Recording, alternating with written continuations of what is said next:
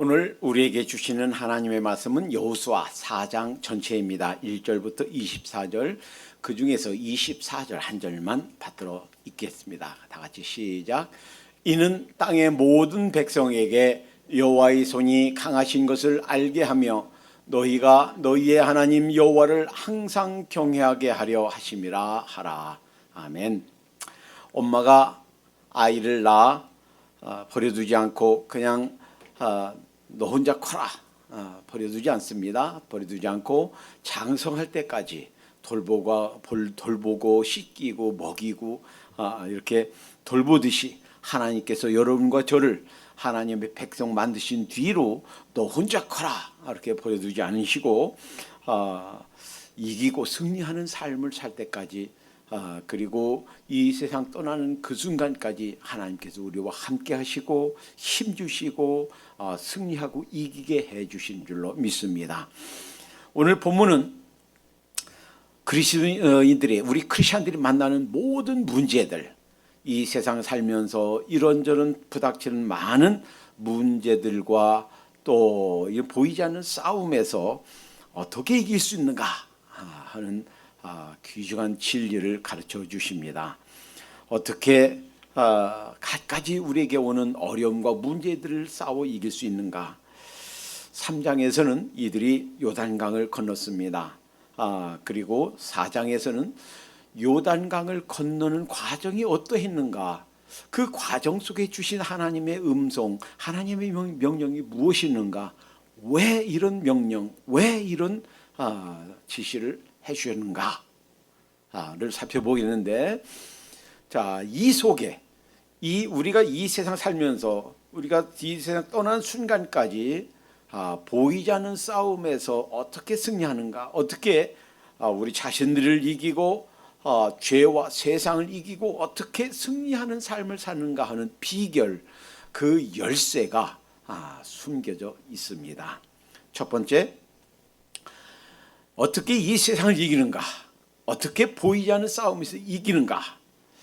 첫째는 하나님의 임재가 있는가를 묻는 그것이 바로 첫 번째 열쇠예요. 첫 번째 비결이에요. 홍해를 가를 때는 지팡이를 떡 대서 갈랐습니다. 그런데 이번에는 지팡이가 아니에요. 지팡이가 아니고 제사장들이 언약궤를 메고서 그 발을 요단강에 들어갔을 때 갈라졌다 하는 거예요.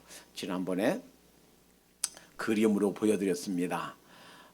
이 제사장들이 언약궤, 하나님의 궤, 법궤 이렇게 불러요. 이거는 언약궤를 메고 들어가니까 그 전까지 아무런 요동이 없다가 이 요단강을 딱 밟으니까 그 물이 멈춰졌다 하는 거예요. 물은 높은 데서 낮은 데로 흐르죠. 강은 흘러가요. 바다는 가만히는 있지만 강은 계속 흘러요. 그런데 흐르던 강이 딱 멈춰서는 거예요. 그래서 물이 물을 막아서 그 위까지 어떤 뚝처럼 물이 저 먼 곳까지 약 5km 멀리까지 물이 물을 막아서 거기 더 이상 내려오지 않고 그 밑을 마른 땅처럼 건넜다 하는 것입니다. 이 언약궤가 무엇입니까? 하나님의 임재의 상징이에요. 하나님께서 함께 하신다 하는. 왜 언약궤인가? 그전에는 이 모세 때는 언약궤가 없었어요. 홍해 걸을 때는 언약궤가 없었어요. 언약궤, 장막, 성소 이런 것들은 이들이 40년간 지나면서 이 모세 때 하나님께서 주신 거예요. 그러니까 모세가 홍해 건널 때는 없었어요. 그리고 이제 모세가 하나님 품에 가고 이제 여호수아가 지도자가 됐을 때는 언약궤를 따라가라. 온 백성들이 언약궤를 따라가라. 그 언약궤는 하나님이 함께 하시는, 하나님이 임재하시는 하나님의 임재의 상징이었다라는 것입니다. 여러분, 하나님이 함께 하시면 죽을 병에서도 죽지 않고 살게 되는 줄 믿습니다. 어쩔 수 없이 실패할 수밖에 없는 곳에서도 실패가 아니라 큰 성공이 있는 줄로 믿습니다. 안 될 것 같지만 하나님께서 하시면 되는 줄로 믿습니다. 여러분, 하나님의 임재에 대해서 아주 절실하게 경험했던 사람이 아브라함의 손자였던 야곱이에요. 아브라함과 이삭도 참 험한 여러 가지 어려움을 만났지만 그 아버지 이삭보다, 할아버지 아브라함보다 이 야곱은 훨씬 더 파란만장한 삶을 살았습니다. 그가 형님 대신에 제가 형님이에요 라고 아버지께 거짓말하고 축복을 받았어요. 이것을 알고 형님이 그냥 두지 않겠다, 반드시 죽이겠다. 아마도 도망치지 않았으면 그 엄마 리브가가 도망가라 하지 않고 도망가게 하지 않았으면 아마도 형 손에 죽었을 것입니다. 그런 전례가 있어요. 누구예요? 가인과 아벨이죠. 가인과 아벨, 이 아담과 하와가 범죄하고 나서 첫 번째 드러난 죄의 결과예요. 형이 동생을 죽였습니다. 그런데 이 야곱은 살았어요. 그 엄마 리브가가 도망가거라. 그리고 형이 노가 좀 그치면 그때 들어오거라. 그 외삼촌네 집에 가도록 뺐기 때문에 살았어요. 자, 한번 생각해 보세요. 먼 길을 혼자 갑니다. 많은 강도도 있고 도둑도 있고 많은 불량배도 있고 산짐승도 있고 머나먼 길. 아마 돈이 있어도 음식을 살 수 있을지, 물이 있을지, 사막을 내가 다 건널 수 있을지, 내일을 기약할 수 없어요.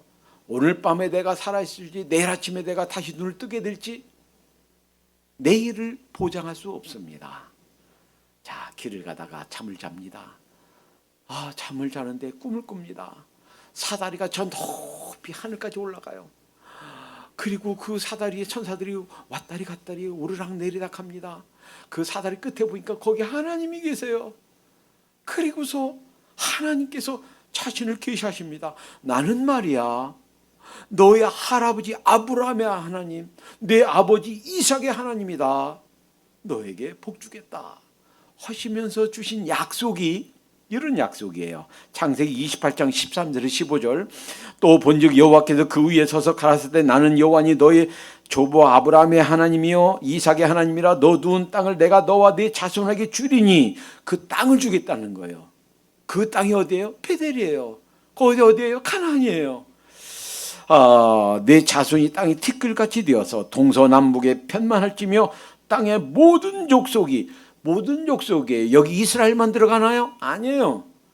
벌써 이 야곱에게 주신 약속 속에 이방인을 포함한, 즉 여러분과 저를 포함한 전 인류가 들어가 있어요.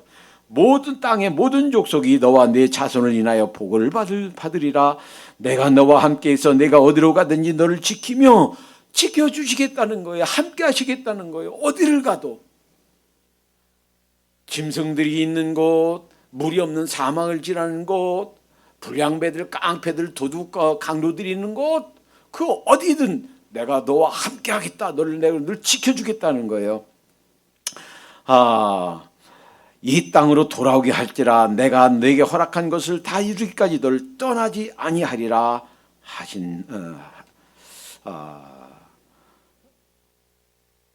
하셨다 하는 거예요. 그러니까 하나님께서 주신 약속은 뭔가? 내가 너를 떠나지 않겠다. 하나님의 임재가 그가 이룬 하나님께서 허락하신 그 사명 미션을 다 이룰 때까지 하나님의 임재가 떠나지 않겠다라는 거예요. 야곱에게 당신의 승리 비결이 뭐요? 나중에 바로 앞에 요셉이 초청해서 바로 앞에 갔을 때 당신 연세가 어떻게 되십니까?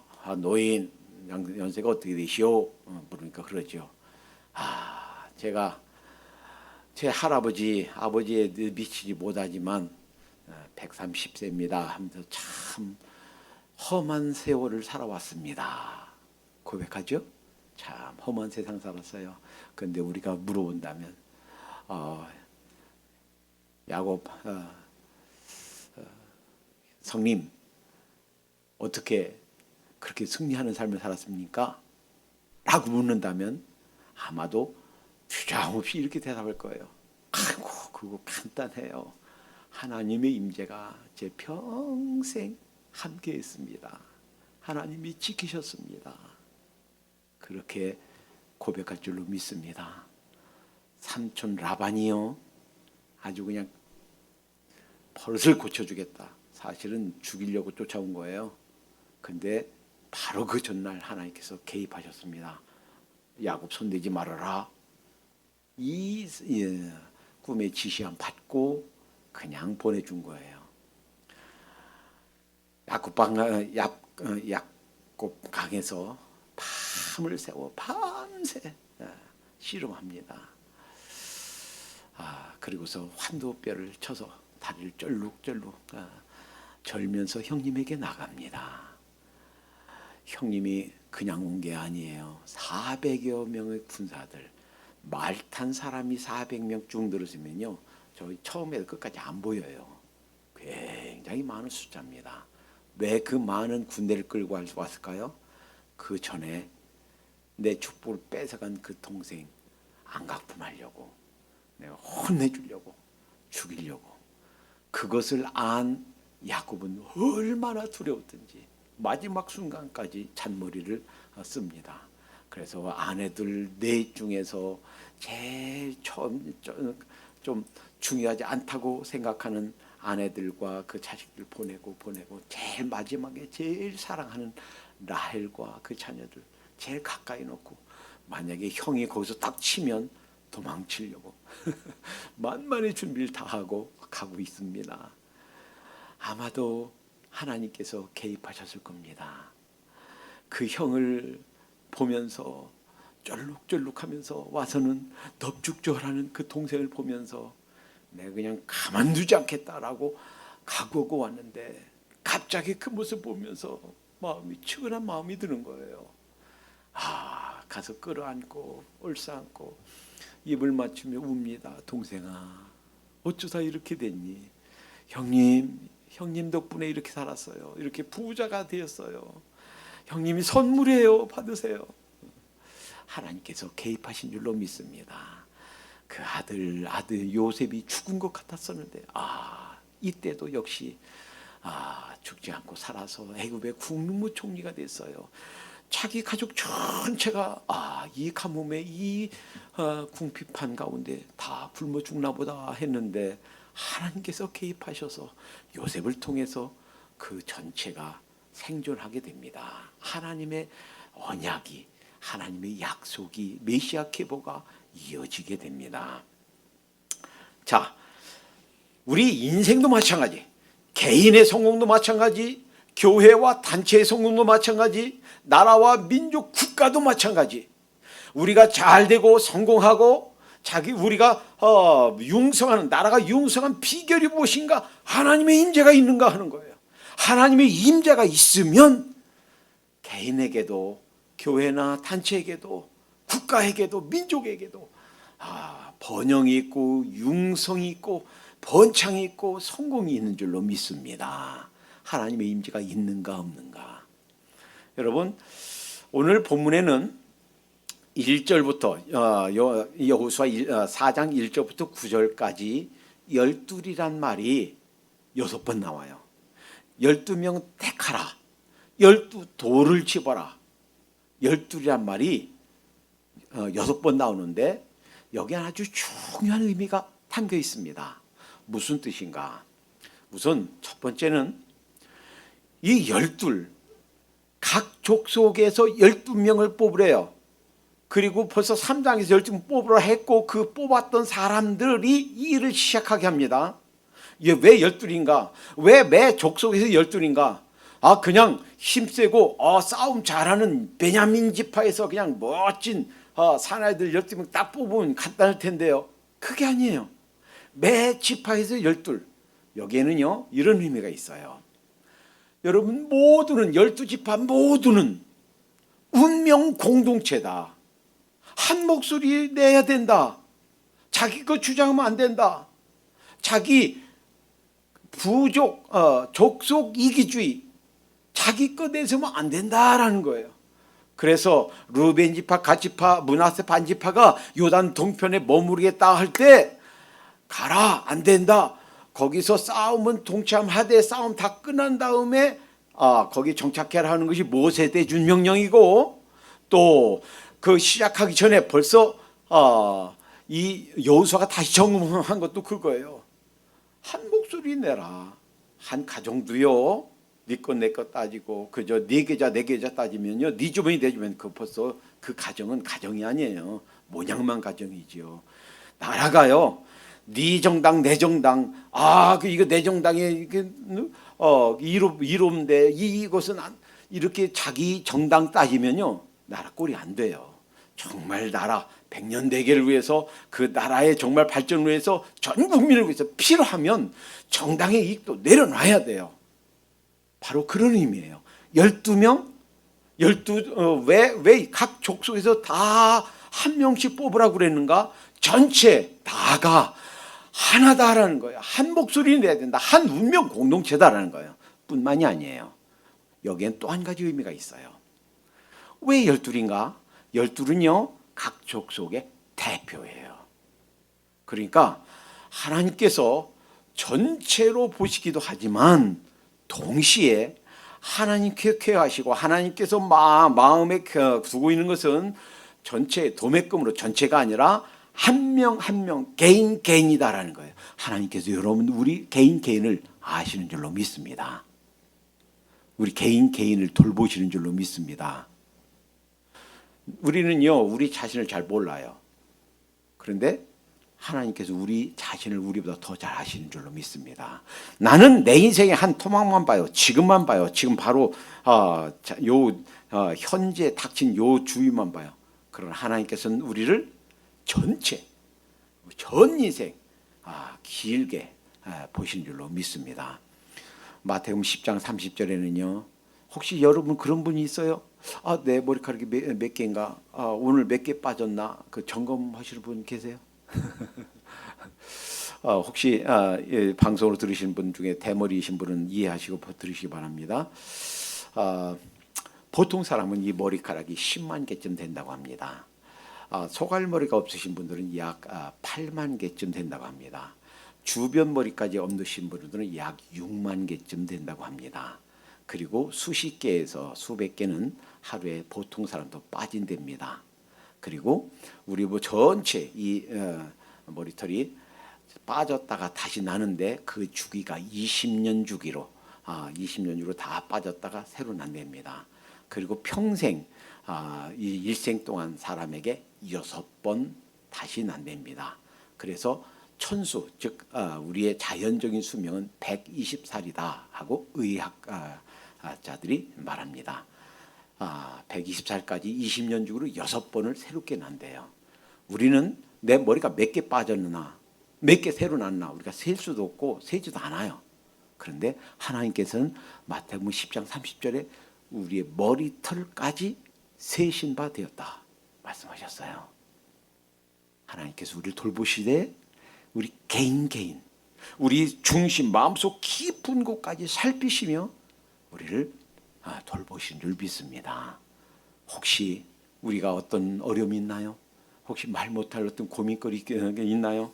하나님께서 우리를 돌보시되 이렇게 개인 우리를 도매금으로 아니고 개인 아주 깊은 우리의 속사정까지 살피신다 하는 것을 12족속에서 한 명씩 뽑아라 라고 하는 것에 더 의미가 들어있다라는 거예요.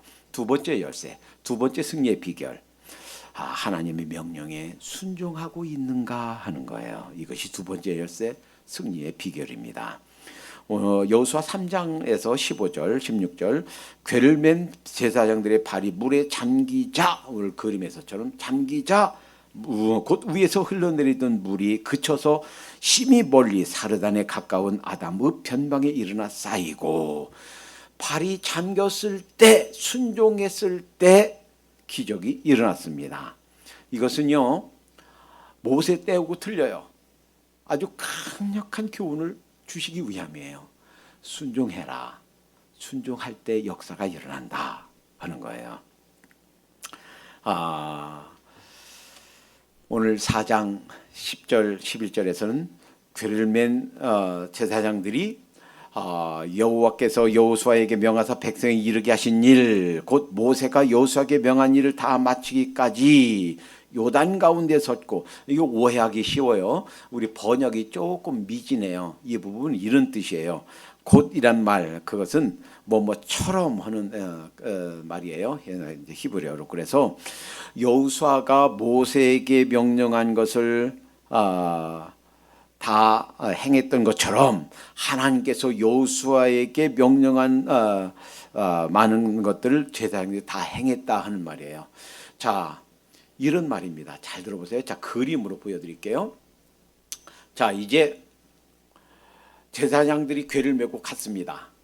그리고 요단강, 자, 이제 길게 있는 그 요단강 가운데 딱 섰어요. 그리고 그 선 상태에서, 막은 상태에서 이스라엘 사람들이 건너고 있어요. 자, 그러면 잘 보세요. 언약궤가 하나님의 임재를 상징한다고 그랬어요. 그러면 언약궤를 맨 이 제사장들이 물 쪽에서 서고 있으니까 뭐가 막은 거예요? 뭐가 이 물줄기를 막은 거예요? 하나님의 임재, 하나님께서 막으신 줄로 믿습니다. 이것을 온 백성이 깨달아 알도록 아주 그냥 시청각 교육으로 보여주신 거예요.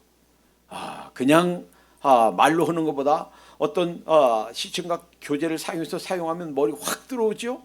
지금 그들이 지나가고 있어요. 지금 지나가고 있는 위에 그 법궤, 언약궤를 맨 제사장들이 서 있어요. 그들은 서 있으라 하는 거예요. 그러니까 그 물을 하나님께서 막고 계시다 하는 겁니다.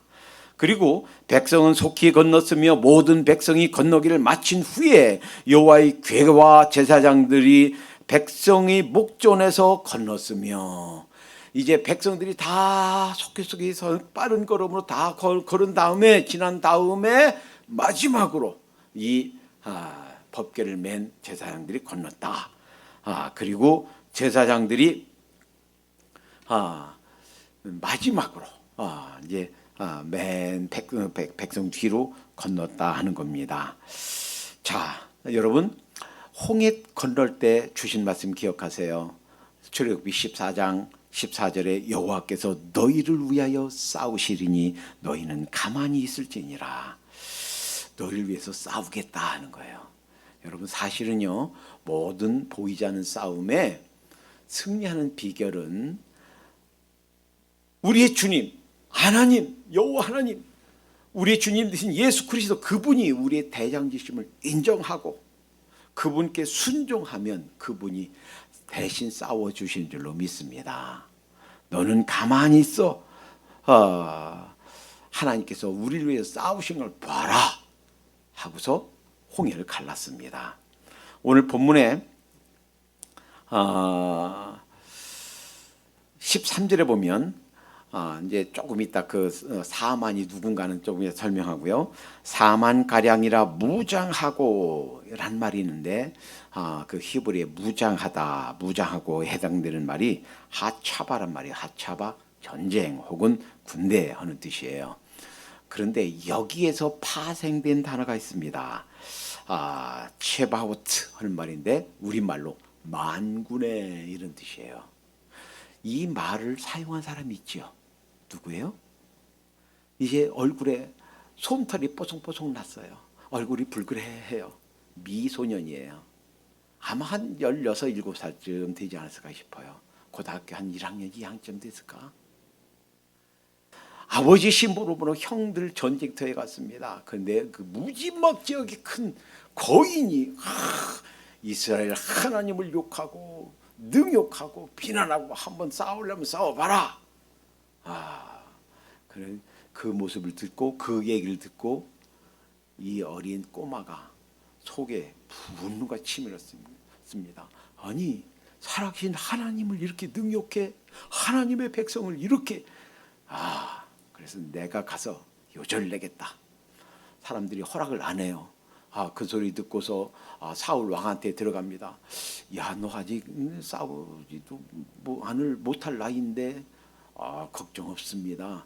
제가 아버지 양을 지키다가요, 곰이 오면요, 곰을 어퍼컷으로 때려치고 양을 구했습니다. 사자가 물어가면요, 사자 입을 찢어놓고 거기서 그 양을 구했습니다. 하나님께서 도우셨습니다. 저 이방 블레셋 사람도 그 양처럼 될 겁니다. 말이 참 기특해요. 이 조그마한 어린애가 그래서 그럼 싸워봐라. 그때 갔더니 골리앗이 하는 얘기예요. 야, 너 내가 개인 줄 아니? 내가 개인 줄 아느냐? 그래 막대기 갖고 왔느냐?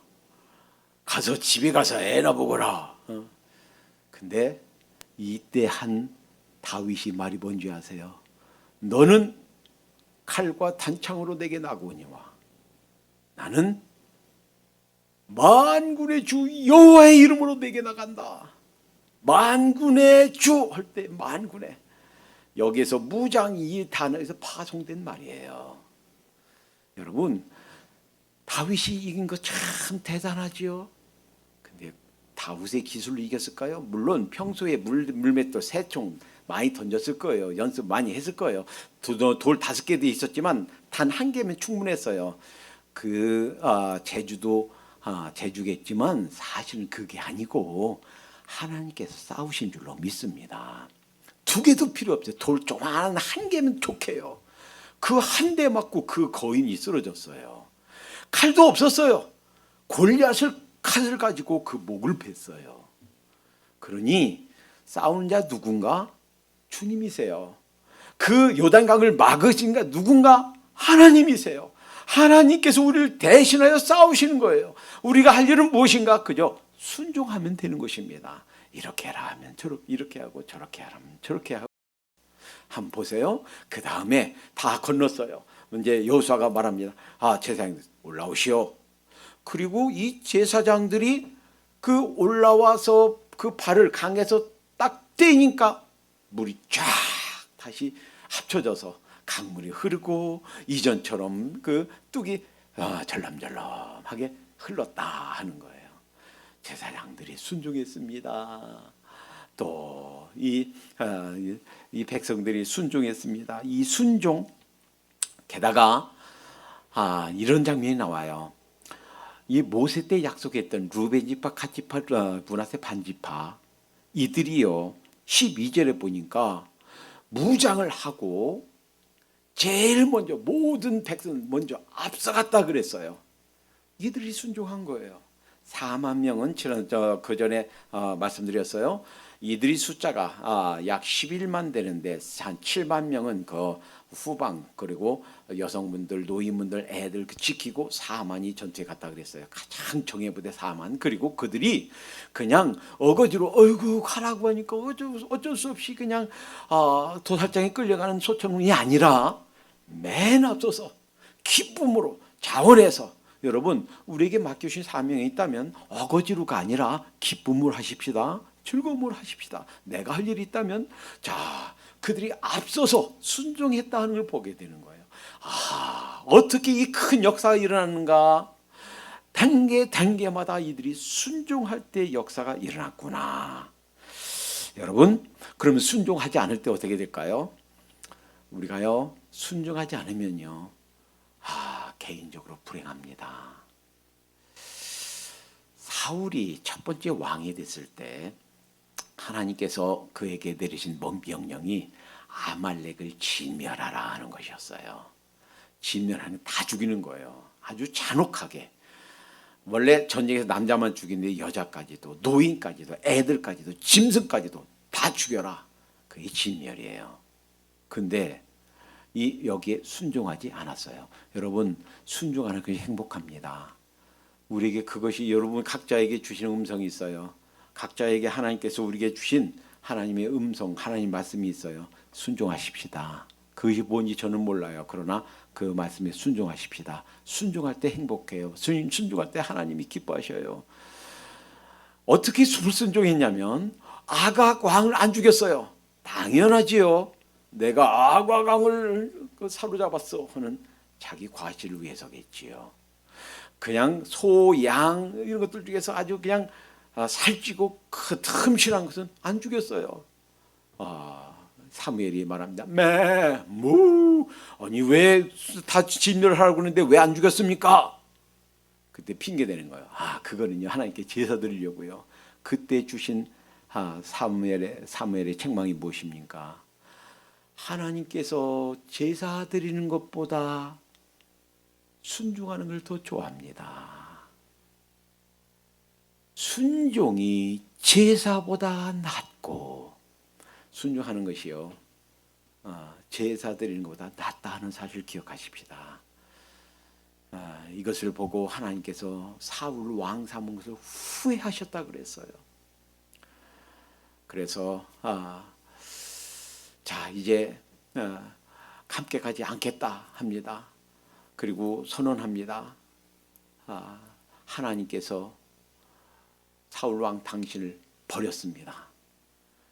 당신이 하나님의 말씀을 버렸기 때문에, 하나님께서 이렇게 해라 하는 명령을 버렸기 때문에, 불순종했기 때문에 하나님께서 당신을 버렸습니다. 이 나라를 다른 사람에게 줄 겁니다. 이 말 듣고요 얼마나 속상하고 얼마나 했든지 이 사울 왕이 사무엘 붙잡고 옷 붙잡고 들어줍니다. 함께 가주세요. 함께 용서해 달라고 기도해 주세요. 얼마나 잡고 들어줬는지 옷이 찢었어요. 그것이 상징이에요. 사울 왕가가 버림받을 것, 멸망할 것, 그것이 상징이에요. 하나님께서 후회하셨다 하는 말씀을 한 번 더 하십니다. 마지막 절에 사도행전 15장 마지막 절에 하나님께서 후회하셨다. 불순종하게 되면요 자기 포지션, 자기 직책 잃어버립니다. 왕이라 할지라도 잃어버립니다. 그리고 한날 그 블레셋에게 멸망하는, 죽는, 자기 아들 요나단까지 죽는 비참한 결과를 가져와요. 순종하십시다. 그것이 어떤 것이기 됐든 순종하십시다. 자, 세 번째, 첫 번째는 하나님의 임재.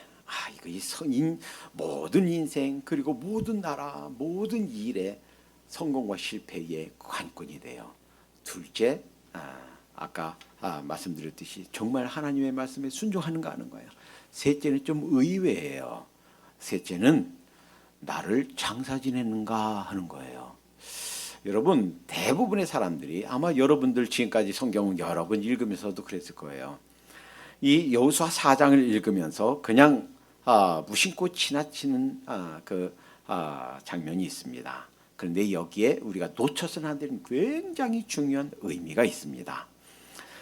자, 하나님께서 여호수아를 통해서 명령하신 것 중에 12돌을 취하라 하는 것이 한 번이 아니고 두 번입니다. 여러분 우리 성경 읽기 했는데 여러분 그걸 다 캐치하셨나요? 자, 한 번은 3절에 그들에게 명하여 이르기를 요단 가운데 제사장들이 발이 굳게 선 곳에서 돌 12를 취하고 그것을 가져다가 오늘 밤 너희의 유숙할 곳에 두게 하라. 돌 12개를 갖다가 야영하는 곳에 두라 그랬어요. 그리고 20절에 가면 여호수아가 그 요단에서 가져간 12돌을 길갈에 세우고, 길갈은 자, 이 숲곳에서 출발했죠. 여리고성 가기 전에 그 앞에 있는 도시예요. 길갈에 세워 있습니다. 12돌. 그리고 이 길갈은 이후로 40년 동안, 그리고 이후로 이 왕이 생길 때까지 이스라엘 사람들의 전진 기지가 돼요. 그리고 거기에서 보급로가 되고 거기서 명령 내리고 거기에서 거기가 동서남북 아래 위 사방 팔방 교통의 요지, 군사 요지, 그리고 정보 통신의 요지로 아주 소중하게 사용됩니다. 그 돌, 하나님이 임재했던 곳, 하나님이 역사 이루어졌던 곳. 그런데요 또 한 번 12돌을 세웁니다. 그것이 어디냐면 9절이에요. 9절 여호수아가 또 요단 가운데 언약궤를 맨 제사장의 발이 선 곳에 돌 12를 세웠더니 오늘까지 거기 있더라. 자, 여기 보세요. 저를 보세요.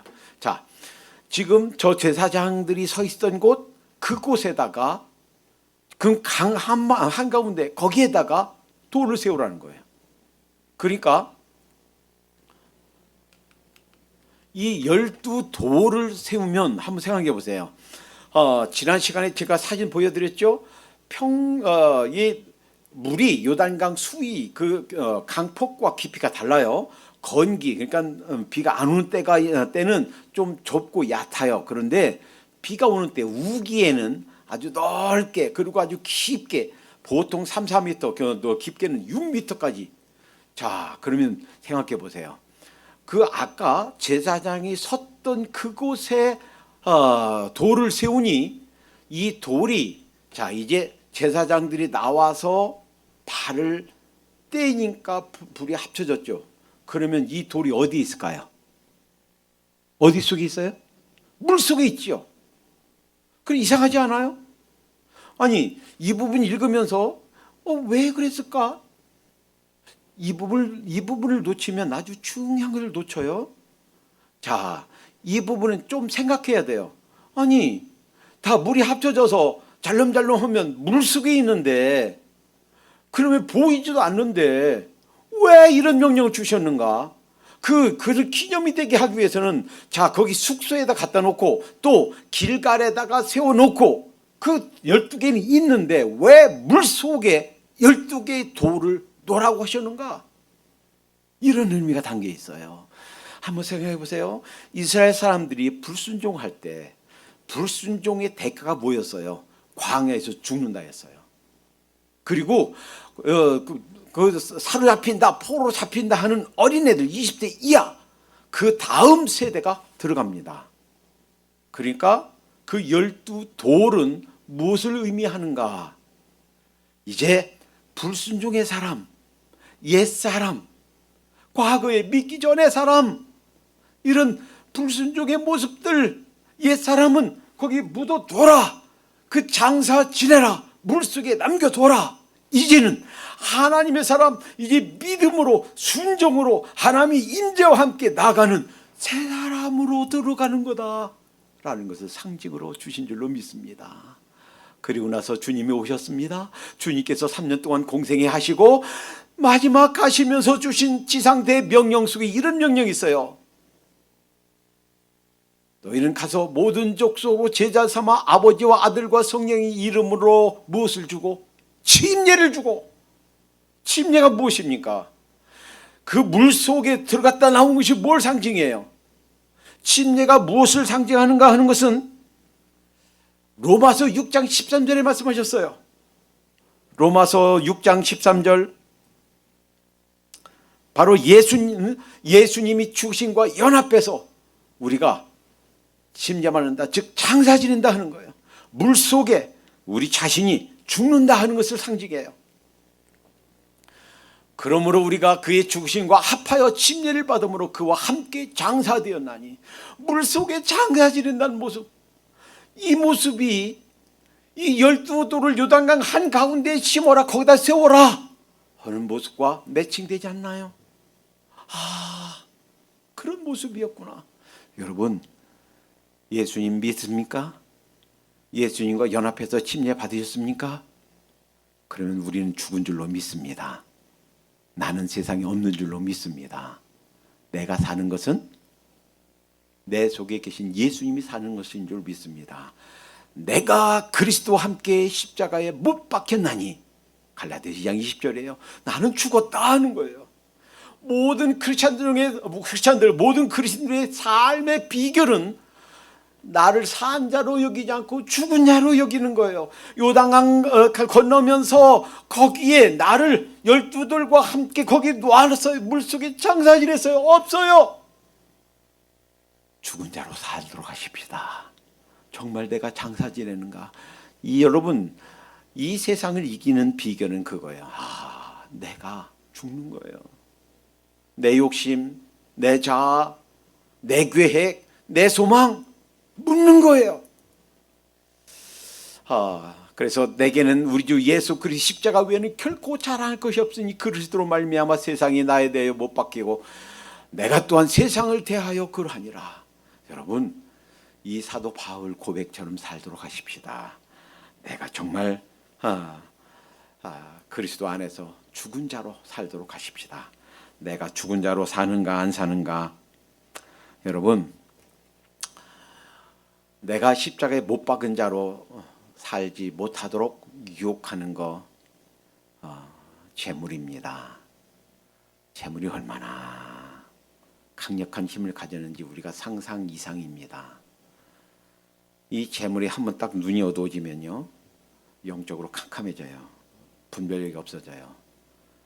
자, 아주 대표적인 사람이 있습니다.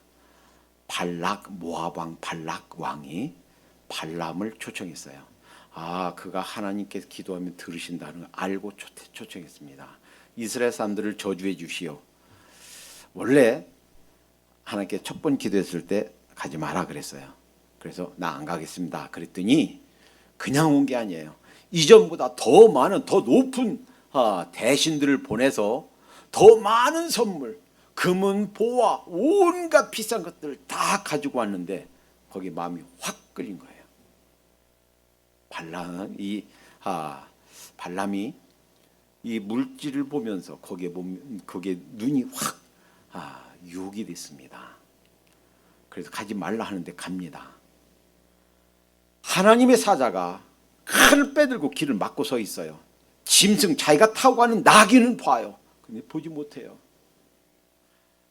피하려고 길에서 들로 들어갔다가 막다른 골목에서 돌담에다가 발을 문지릅니다. 그러니까 화가 나서 채찍으로 나귀를 때립니다.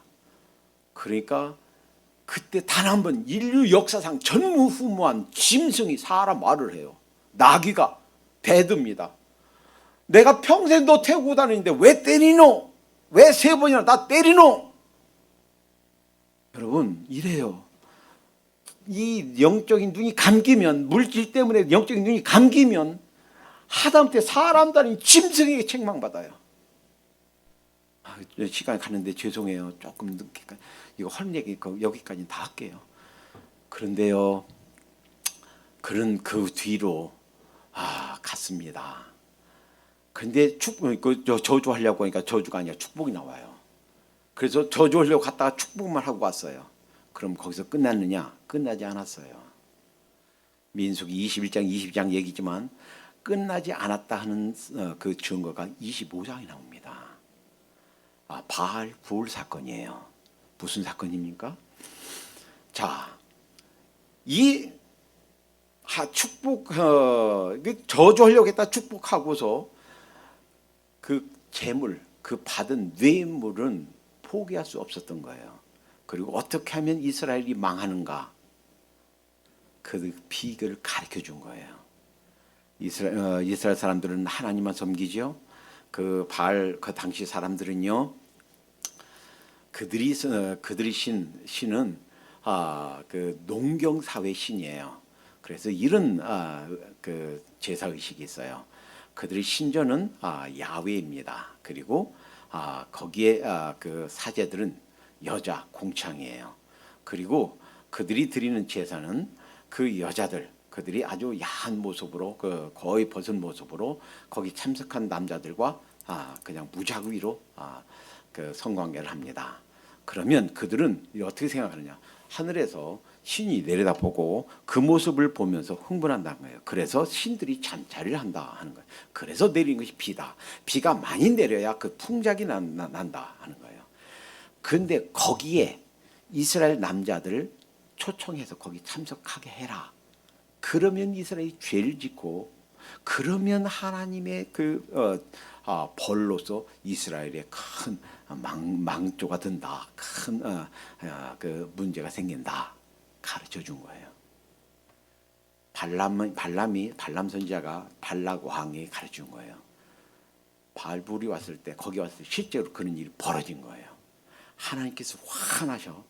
사람들이 지금 코로나처럼 아주 급속도로 막 번져가기 시작하고 죽기 시작합니다. 그런데 하필 한 청년이 그 여자를 데리고 이스라엘 장막까지 온 거예요. 이스라엘 진중에서도 못된 짓을 하는 거예요. 그것을 본 하나님의 사람, 창을 들고 와서 그들을 뒤에서 내리꽂아서 두 명, 한 사람이 한 창에 꽂혀서 죽습니다. 그리고 나서 하나님의 진노가 그쳤어요. 그러니까 이 발람을 보면서 그렇구나, 이렇게 재물에 대해서, 이 재물의 유혹이 이렇게 크구나, 우리가 이 물질의 마음을 뺏기는 것이 너무 쉽구나, 물질의 이 유혹의 힘이 너무 강하구나.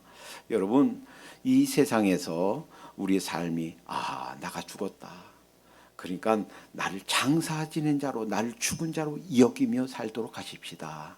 이제는 이 가나안 땅에 들어가서 너희 자신들 죽은 자로 여기고 하나님 안에서, 믿음 안에서 새로운 새 생명을 받은 자로서 살아라.